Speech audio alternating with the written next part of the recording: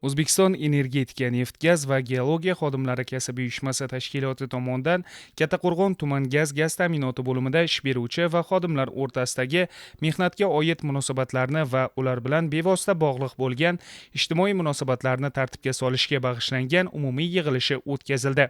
Jamoa shartnomasining 2024-yildagi ijrosini muhokama qilishda jamoa shartnomasida ish beruvchiga yuklatilgan vazifalar, amalga oshirilgan ishlar, jamoa shartnomasida kasaba uyushmasiga yuklatilgan vazifalar yuzasidan Kattaqo'rg'on tuman gaz ta'minoti bo'limining kasaba uyushmasi qo'mitasi raisi hisobot berdi. Shuningdek, Hudud gaz Samarqand gaz ta'minoti filiali mas'ullari amalga oshirilgan ishlarning hisoboti yuzasidan fikr va mulohazalarni bildirdi. Yig'ilish davomida ishtirokchilar tomonidan berilgan savollarga jamoa shartnomasi taraflarining vakillari tomonidan atroflicha javob berildi. Shuningdek, kasaba uyushma qo'mitasining qo'mita raisligi uchun saylovi bo'lib o'tdi.